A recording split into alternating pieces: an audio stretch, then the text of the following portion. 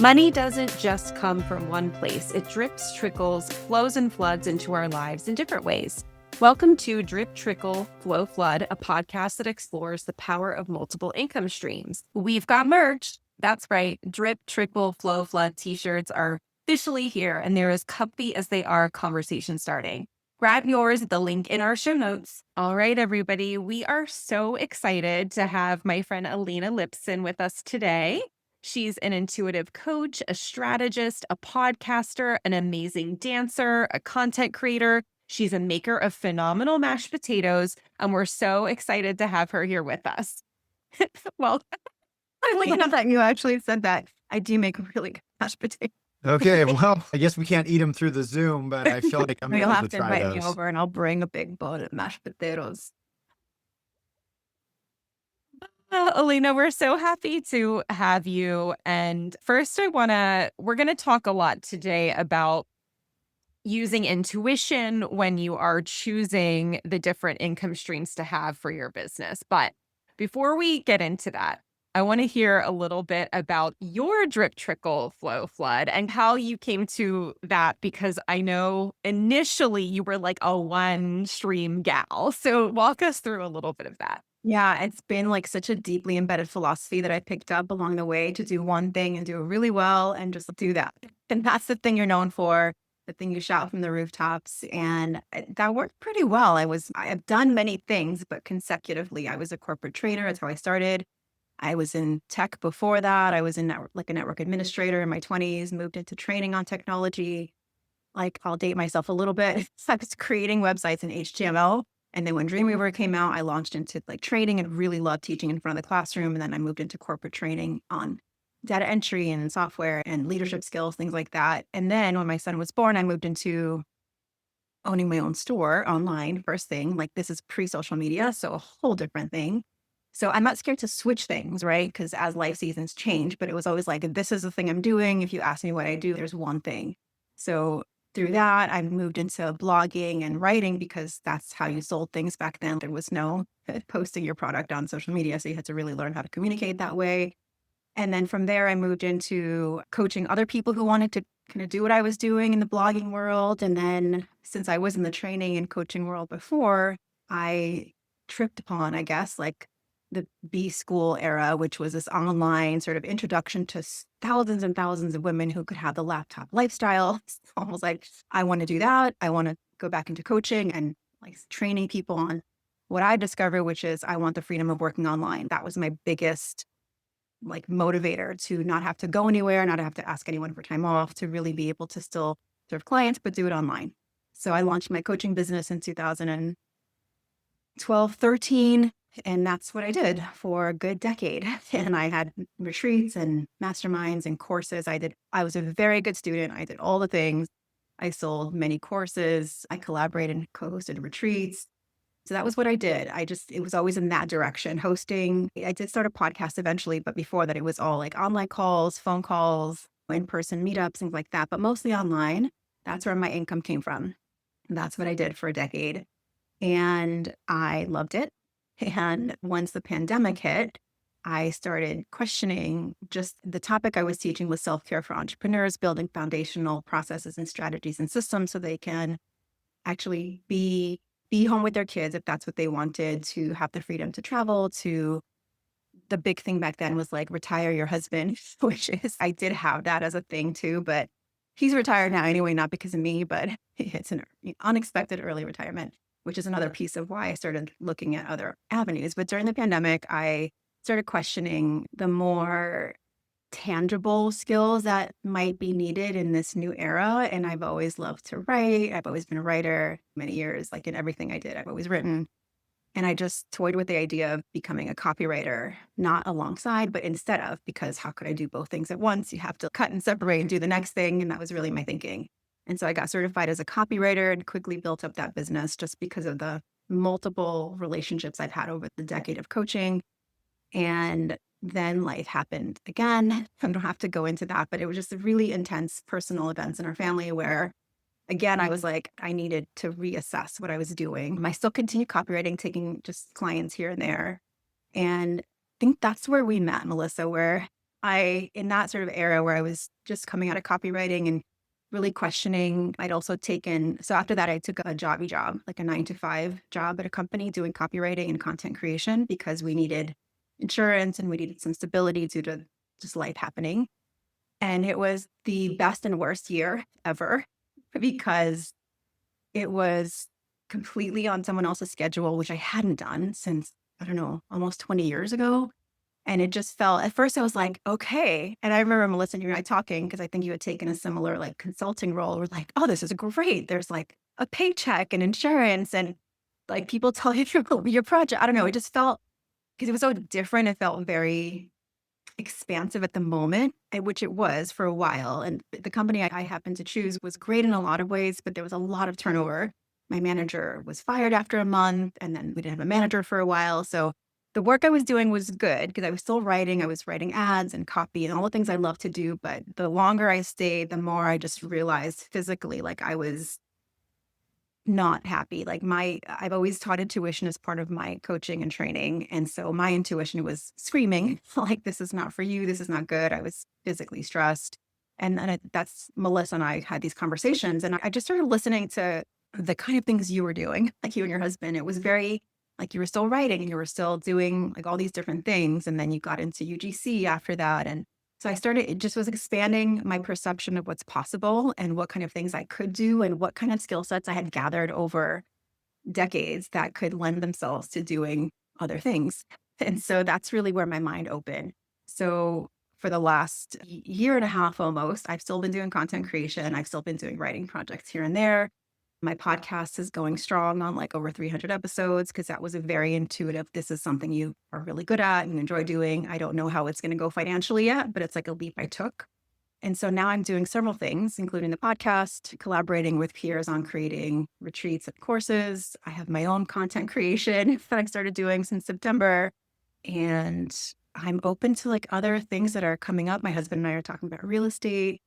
I'm like, oh, okay, I can do different things. And I feel like I have my hand in several different things. And it has been a little challenging to just really sort of untie my identity from one thing, but to be able to say, I have so many skill sets.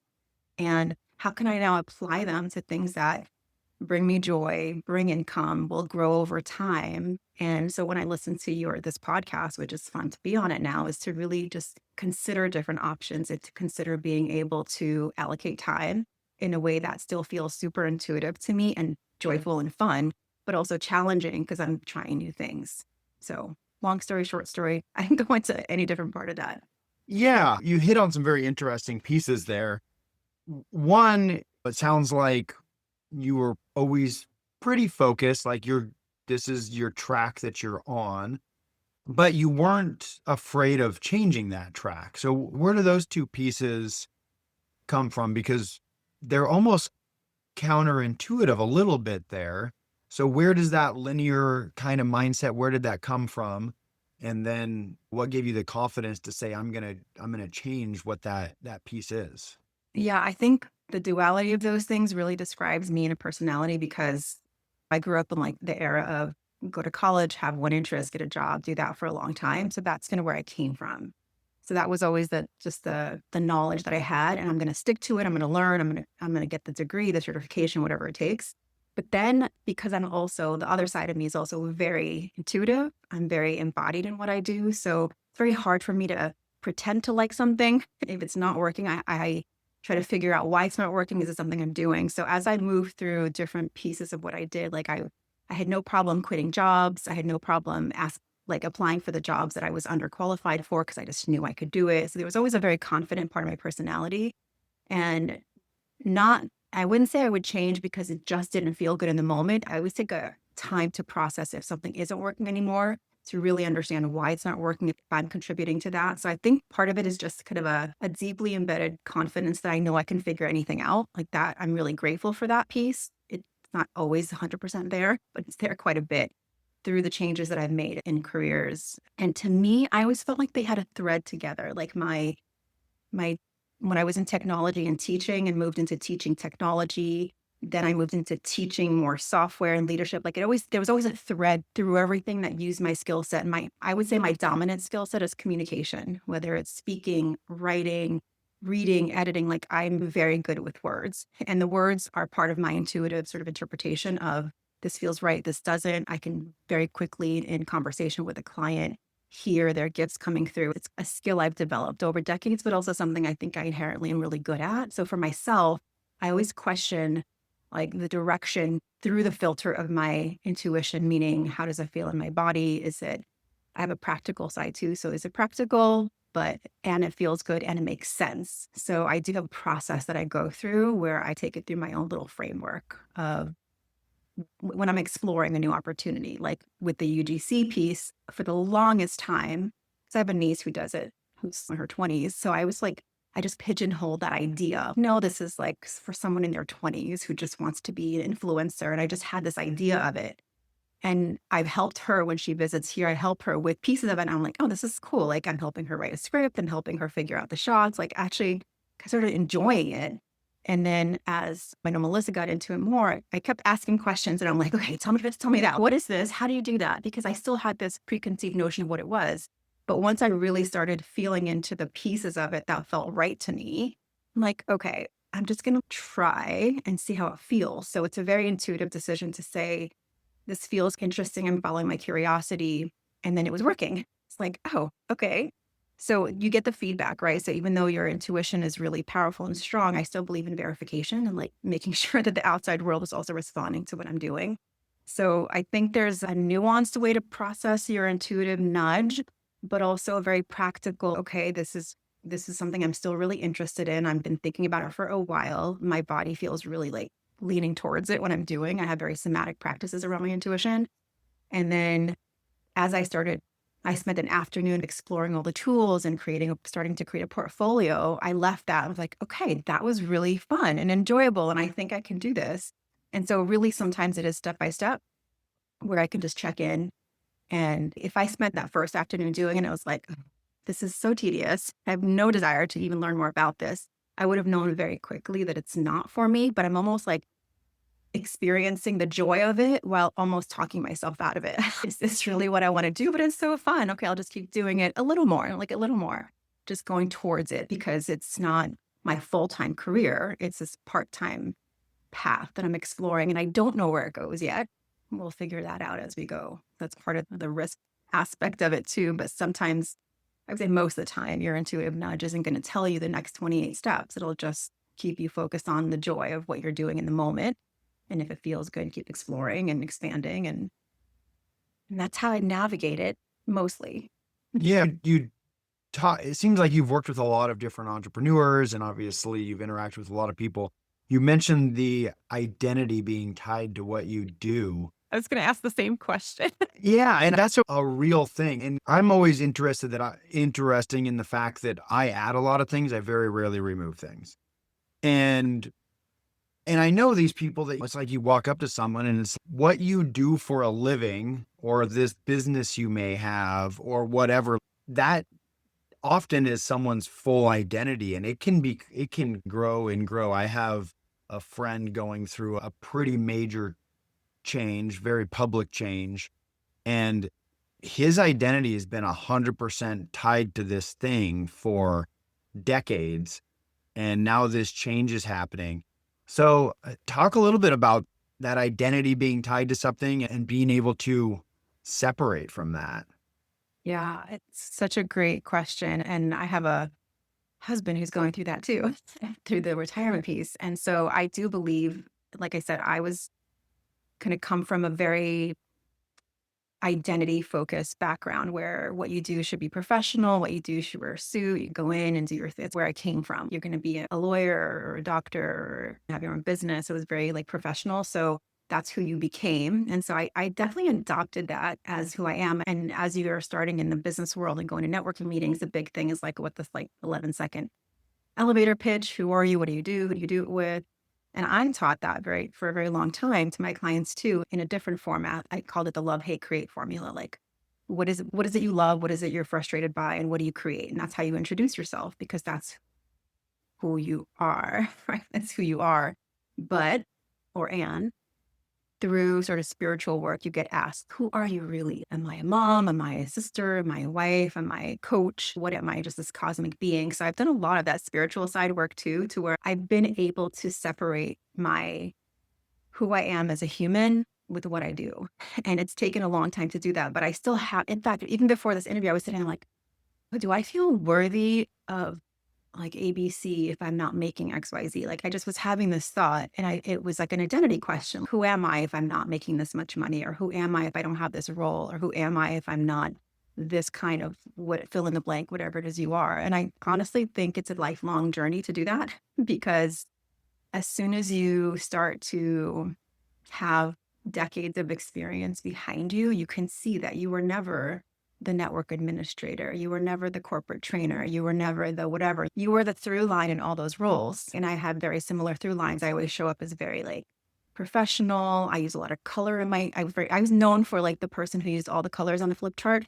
So like I was known for being a creative trainer. I was known for communicating well, but those were me. So I think there's a piece of being performative in what you do versus showing up authentically in what you do that really starts to separate. Like I am this person who can do this thing really well, but if this thing was taken away, I'm still this person who can do this thing really well. So let me try another thing. And I think that's part of this, like being able to have multiple things that you're good at without making it mean anything about you if one of those things don't go well or if you need to change.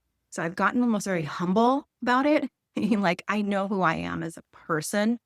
And having certain parts of my identity crumble around being a coach for a decade in this very specific way. I was the divine self-care mentor coaching business women and how to build an online business. And when that went away, it took a year. I had to go to a retreat with my good friend who's a spiritual like shadow work person. I had to take time and decide if I'm not this thing anymore that I'm known for, because I've been on hundreds of podcasts and I've hosted these things and I've done that.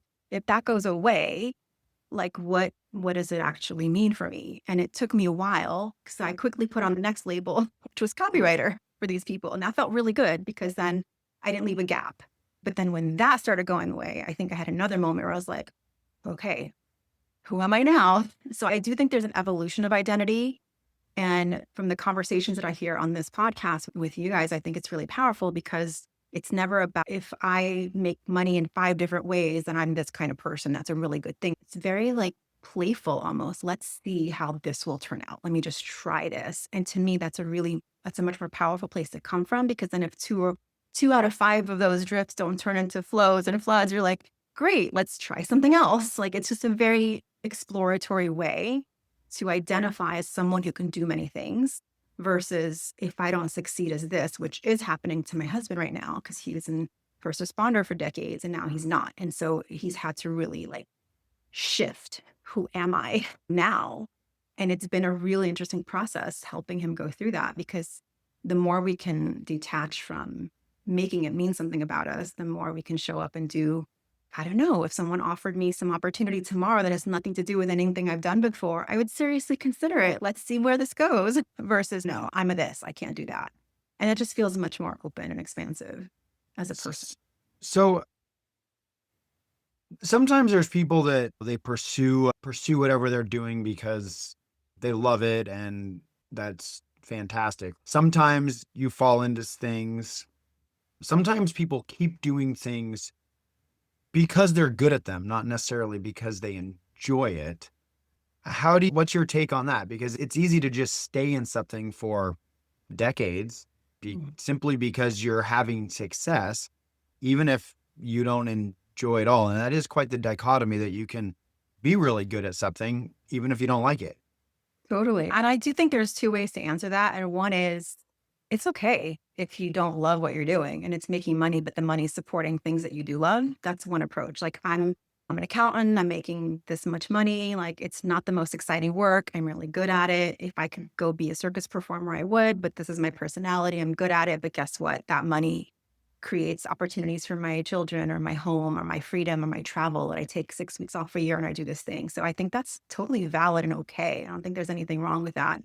But there is this type of person, I think more and more now that wants to be like aligned and congruent with what they do. They want to show up and have their personality inform what they do. And so it's not so much defining as an identity, but I want to do something that gives me purpose. I want to be fulfilled. And if that is separated in your mind from what you do for work, then that's the accountant. They're like, this is fine. I'm going to do this for the next 20 years. And I know how much money I'm going to make. I'm building up my retirement. Or it's like, I cannot show up physically to something I don't like, and my body's going to reject it. That's the other kind of person. That's more, I would say I lean towards that side more, just as a person, where you then have to figure out, okay, what is it? And I think a lot of us get told, like when I was told I was good at a lot of things and I was younger, I should be gosh, what was it? I wanted to be actress, dancer, singer, writer. That whole thing motto when I was like little, because that was the 80s vibe of what I was seeing. Just it was out there in media, and that's where we were looking at the time. And so, but as I got older, I realized, oh no, I need to make money, and this is more practical. And so I went into I'll go to college. And if I look back now, I'm like, I would have totally majored in dance and acting, but no, I went for more practical. I went for psychology, but I didn't just do psychology. It had to be organizational psychology because it was more practical, not because my heart was like, I really want to know why this corporation does what they do. Who cares? I was more curious about people, but because I needed to be more practical in my own mind, that's what I did. I even tried pre-med for a month because my boyfriend at the time said I was good with kids and medicine would make a lot of money. I was in like physics or quant, whatever, calculus for 2 minutes. I'm like, seriously, I'm getting like a 3 and the best people in class are getting a 34 on their exam. There's no way. It's not me. So I quickly went back to psychology. And So I'm guessing we're similar in age, just based off of all the things you're saying. If you graduate high school, you get it, you go to college, you do the things. That's just what was preached to us. And that's just what was expected. There's a couple, right? There's a couple ways to approach life where you say, okay, these are my passions. I'm going to pursue them, and that's how I'm going to make money. Or you say, I'm going to go make money, and then with that money, I'm going to create the freedom, and then I can go pursue my passions. I definitely went on path, I guess, B there, where it's, okay, let's go make money. You've got to have that financial security. Then you can start putting more time into these other pieces. And so I talk a lot with people. I do some business coaching and some real estate coaching, and I talk a lot about designing your life. And I feel like you've been talking around that subject a little bit. Talk about those different paths to getting to do the things you want and how to design your life in a way that eventually gets you that point, or just puts you in that point right now. yeah, I think that's where I live right now. That's the season I'm in. And I really think it depends on where you are in your life as well. You have different priorities and values and external pressures when you're just starting out in your 20s, depending on what your external sort of environment is telling you. You need to make money, have a 401k, you need to plan for your retirement, practically plan your funeral plot. There's that path that it depends on who's raising you, whether you're going to go down that path. Now I just rolled over 50. So that's where I am, where I'm in a stage where a lot of women that I choose to work with are writing their next chapter. And so they're at a point where the life was a little bit prescriptive before that. There was the marriage, family, maybe kids, maybe part-time job, maybe a side hustle, maybe a career as well. But the women that I've worked with over the years have been very interested in having a business and creating that. But it was under the umbrella of having to fit it into other people's needs in your life, which is a good thing. It's a phase of life where it's really important to be the kind of whatever role you're playing you are. And now the women I'm choosing to work with now are looking at the next chapter where the physical needs of other people aren't so much there. Like their kids are maybe grown, maybe they're done the practical things, and now there's more resources available, more time available. And this is where and I've always believed in design your life, but there's always been like just the practical needs of I have to go pick up my kid at school. So if I want to be lounging on the beach at 3 p.m., good luck. I need to go pick up my kid. That's the reality I've chosen. And that's what I was joyfully doing. Now, like I have the whole day. What do I want to do with it? Really, obviously still making money and doing all the things, but I feel like this is a time where if we have the benefit of creating that through choices and through whatever resources you have available, that's where I'm like, okay, what do I want my next 20 years to be like my last 20 years? And if not, how do I want to design that? What are the values that I have now? And they're usually much different than the ones we had in our 20s and 30s. And as we move into 40s and 50s, now we're like, kind of see the path, like you see And now you're looking at other people's versions, right? Do I want to be the 80-year-old who's traveling and hiking and being physical? Okay, so my values are health and wellness, and and activity, staying physically active. Do I want to be able to travel on a cruise for a year? So I need to have resources to be able to do that. I think this is where we start re-asking those intuitive questions of like, how do I want to live? What do I want my day to be like? Who do I want to be surrounded by? How much money will I need to then fund this vision if I don't have that yet? And the time, even though I do think, like, I was just talking to my husband the other day, I'm like, we've been together for 26 years. I'm like, what's our next 26? Like, you have to look at it. Okay, so here are the things we've loved about this, things would have changed. But now looking forward, like, we need to be really mindful and on intentional purpose of how we want to do this, because there's no like child to distract us, or he's got his own future, like we're planning ours. And so I'm really thinking a lot about these questions. And then the women that I work with are really asking the same things. They might not want to work 80 hours anymore. They might not want to work or hustle as hard as they did, but they want to do something either different, kind of like what you guys talk about here, which is I want to do things that build, but also I enjoy doing, that I'm really good at. And you probably have a lot of skill sets. So I think the design your life, regardless of where you are in that path, is really about understanding what your values are in the season you're in and what capacity you have to take action on those. So I did quite a bit of travel and hosting retreats and certain things that I did because my husband worked shifts, so we worked around it. He could take time off, but it was only always within the capacity of what our family could handle me doing. Like I was still the go-to sort of mom on call if the school called. Like I always had limitations, but now like I just have a lot more openness. And I do think even within those limitations, you can still find ways to create and do intentional life design. So I like how you talked about that stretch, that open stretch.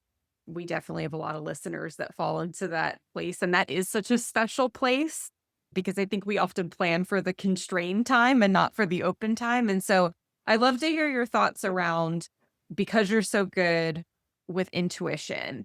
And I definitely know a lot of people, when they have that open stretch of time, tend to go on impulse rather than like intent, because it's like almost like I need to fill the time immediately, or they're like uncomfortable with that stretch of time. So I'd love to hear a little bit around like using your intuition versus just like impulsively maybe doing things. And of course, there's the element of play, as you brought up earlier. I think it's totally valid and awesome.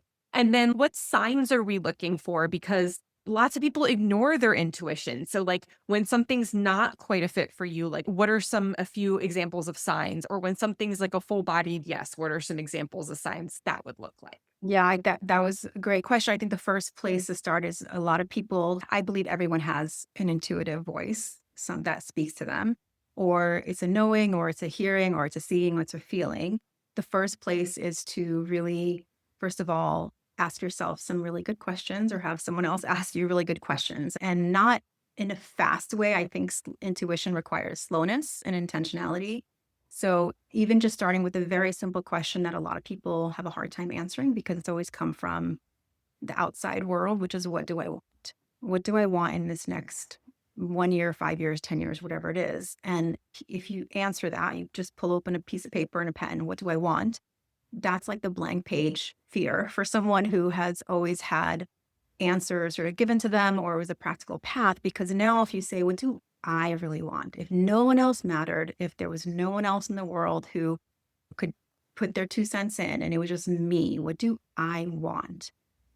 And when I asked myself that, actually, I had a friend ask me that question a couple of years ago on a birthday dinner. She said, what do you want for this next year? And it just so quickly came. I'm like, I just want to dance. I just want to dance. She said, oh, okay. And I'm like, no, honestly, like, I really think I just want to dance more, like all the things. And she's, okay, what about business? She's, I don't even know right now. This is where I was in my transition phase. So she was helping me go through that. And the cool thing about that is I didn't overthink it. It was a very fast answer, but it wasn't impulsive in that I was trying to say something that impressed her. It just bubbled up very quickly. And so a lot of times your intuition can be like that. It's whispering and then it just comes up. And the next thing that'll happen is your ego and your practical brain will say, what does that mean? You're this age and that's not practical. And what do you mean you're going to dance? You're just going to do Zumba? Or like you start trying to figure out what your intuition just said. And I would say that's a very normal process. Your intuition is always talking with your ego there, because a lot of times your intuition is coming from a very deep place that knows more about you than you've maybe taken time to be aware of. And it's not always going to be practical, but it's also not very loud. So I could have easily just ignored it. You can ignore your intuition all day long and it's not going to yell at you. It's not going to guilt you. Like intuition doesn't do that. It's just like this quiet little behind the scenes little frequency that's always showing up in whatever way you receive it. So for me, I'm a very embodied person. So I'm very connected to how my body feels because I did dance growing up and I have always been able to hear my intuition. I think the first time I actually remember like acknowledging that I heard it, I think I was 16 years old. I was on my way home from work and I just heard this thing and I'm like, oh, okay, I think that's my little voice. Like I have this little voice I've always had. That's what I called it for years, my little voice. And I realized that the more I listened to it, acknowledged it, even just by writing it down or saying it to a trusted friend, that it got louder. Okay, I could hear it more clearly. But the more I practicalized my life, the more I made decisions based on other people's desires for me, which I can see clearly now I could not see in the moment. I could see that I was pushing it down, but it never goes away. There's many different ways that you can engage with intuition. I actually think men are very intuitive, but they have different language around it. They call it your gut, or they call it I just knew, or it's just like a very different internal language around it. But I do think men are extremely intuitive if given the opportunity to tap into it, to slow down enough to say, oh, I knew that happened, or to reflect on times where you just had this thought to do something or call someone, and if it turned out to be the first of a string of events that opened up a new door, something like that. And as far as engaging with your intuition, I think first and foremost, acknowledging you have it and then starting to tap into it by even just opening a blank page and saying, what does my intuition want me to know right now? And just listening and just letting it be and letting yourself have a new relationship. If you don't have a current relationship with your intuition, which I think most people do in a different way, they might just call it something else.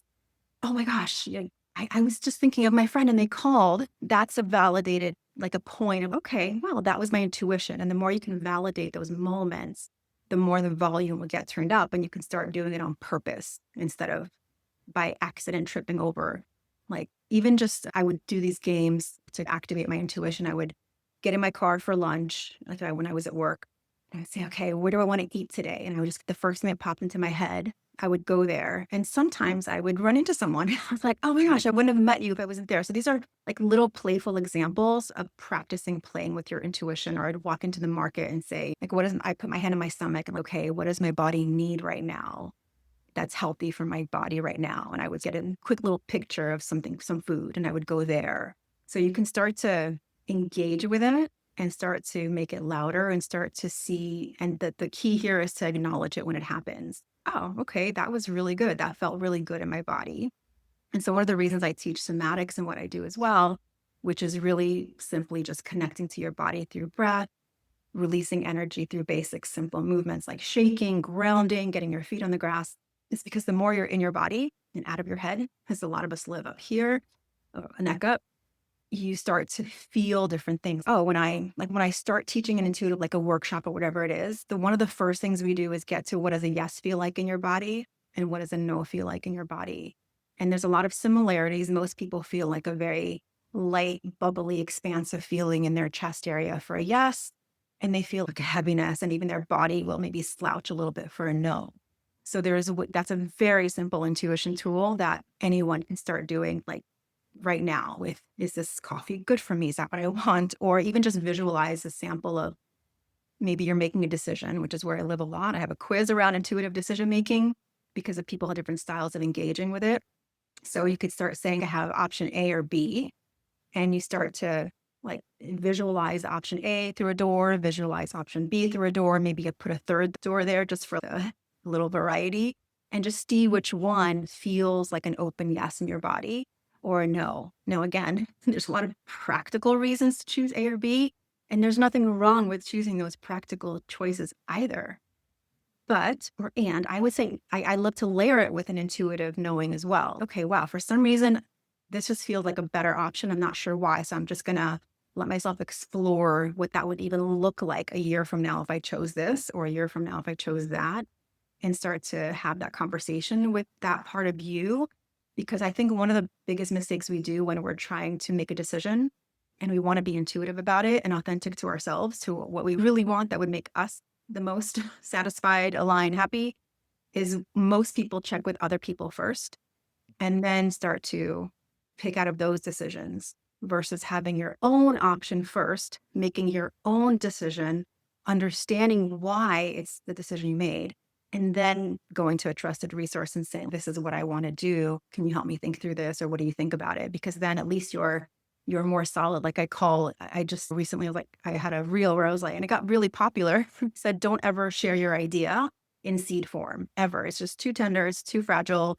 As soon as someone disagrees with it, you're gonna leave it. So just leave it in the earth, like water it, think about it, really think through it. And then when it blooms a little more, you're like, okay, I'm really excited about this.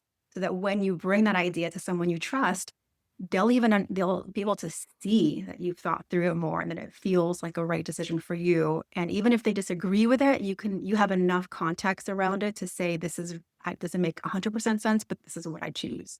And that's an intuitive life versus not versus a life based on other people's ideas of what you should and shouldn't do.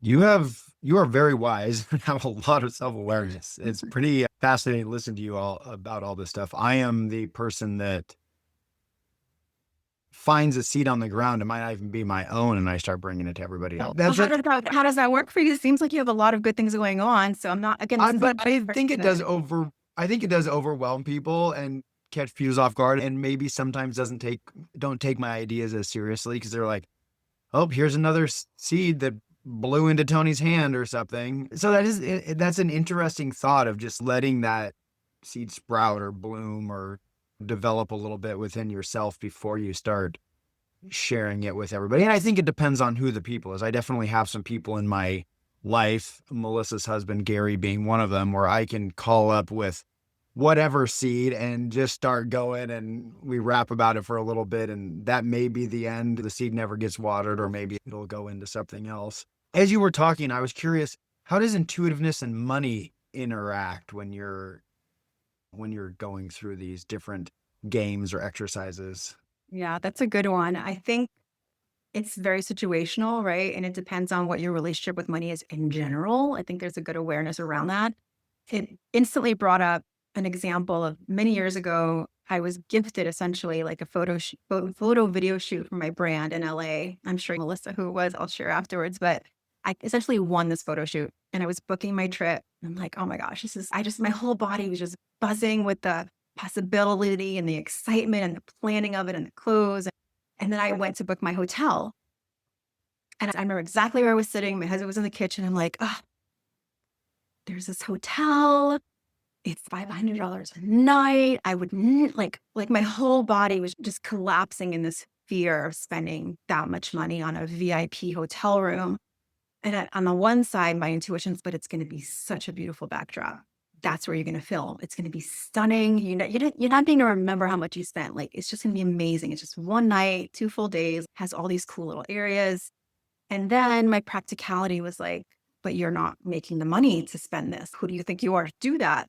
And so I'm sitting here battling. I'm just sitting at the kitchen counter, but inside I'm going through this battle of worthiness, not worthiness. Don't I have to make the money first? Like, it was just all of it. The whole thing was going in my head. And then my husband's, did you book your hotel yet? And I'm like, oh. And he knows I have this thing about spending like larger amounts of money. I just have this like thing that happens it's a pattern from my past. I'm aware of it. I can acknowledge it as it's happening and I can move through it very quickly. But this is a while ago. And I'm just sitting there. I should just choose the one. 3 stars is fine. It'll be okay. It'll be just fine. And he knows me well enough. And he was like, are you going to remember the money you spent 5 years from now? And is it going to be that much better of a photo shoot? And I was like, okay. So I just had to fortify myself through it because I knew it was right. It felt right. My body felt, while as nervous as it was, as excited, if not more. I just remember I forgot who said it, but the difference between excitement and fear is a breath. So I just took a breath and I just sat there and I allowed myself to picture what it would look like if I did if I just gave myself the gift of that experience. I would then be in the energy of that VIP experience. It would translate through to my video. It would be such a beautiful space for everyone to be in. And it's what I chose. And the video's on YouTube. We just watched it the other day.